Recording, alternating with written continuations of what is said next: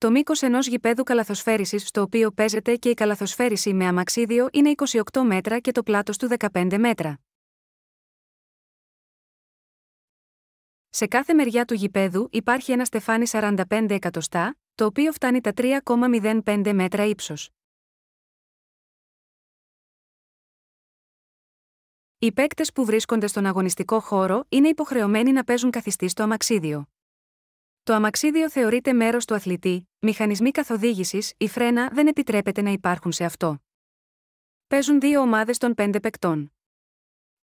Υπάρχουν 4 δεκάλεπτα, 2 για κάθε ημίχρονο. Η ανάπαυλα στο ημίχρονο είναι 15 λεπτά. Η κάθε ομάδα προσπαθεί να βάλει όσους περισσότερους πόντους μπορεί στο αντίπαλο καλάθι. Έξω από τη γραμμή του τρίποντου, το εύστοχο σουτ μετράει για 3 πόντους. Μέσα από τη γραμμή του τρίποντου, το εύστοχο σουτ μετράει για 2 πόντους. Η ομάδα με τους περισσότερους πόντους κερδίζει. Σε περίπτωση ισοπαλίας δίνονται έξτρα 5 λεπτά για την ανάδειξη του νικητή. Η μεταφορά της μπάλας από έναν παίκτη γίνεται με ντρίμπλα. Η ντρίμπλα αρχίζει όταν ο παίκτης προωθεί τις μεγάλες ρόδες του, ενώ ντριμπλάρει την μπάλα ταυτόχρονα, ή την κρατά στα χέρια του, ή την έχει τοποθετήσει στους μυρούς του. Ο αριθμός των οθήσεων του αμαξιδίου ενός παίκτη, ενώ κρατάει την μπάλα, δεν πρέπει να υπερβαίνει τις 2. Αυτή η ακολουθία μπορεί να επαναληφθεί όσο συχνά το επιθυμεί ο παίκτης. Για να πασάρουν την μπάλα, οι παίκτες χρησιμοποιούν τα χέρια τους.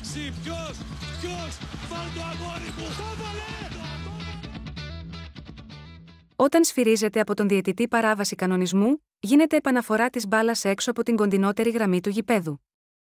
Σε περίπτωση που γίνει φάουλ κατά τη διάρκεια του σουτ, ο παίκτης σουτάρει από τη γραμμή των ελευθέρων βολών. Σε κάθε σταμάτημα του χρονομέτρου ή time out, ο προπονητής μπορεί να κάνει όσες αλλαγές θέλει. Οι παίκτες που αγωνίζονται στις επίσημες διοργανώσεις της Διεθνούς Ομοσπονδίας πρέπει να έχουν στην κατοχή τους την επίσημη ταυτότητα βαθμολόγησης, classification, παικτών, ID card. Σε καμία στιγμή του αγώνα δεν θα πρέπει το άθροισμα των classification, των 5 αγωνιζόμενων παικτών μιας ομάδας, να υπερβαίνει τον αριθμό 14, που έχει ορίσει η INWBF για τις επίσημες διοργανώσεις. Η κάθε χώρα όμως έχει το δικαίωμα να ορίζει το δικό της όριο και στην Ελλάδα ισχύει το 14,5.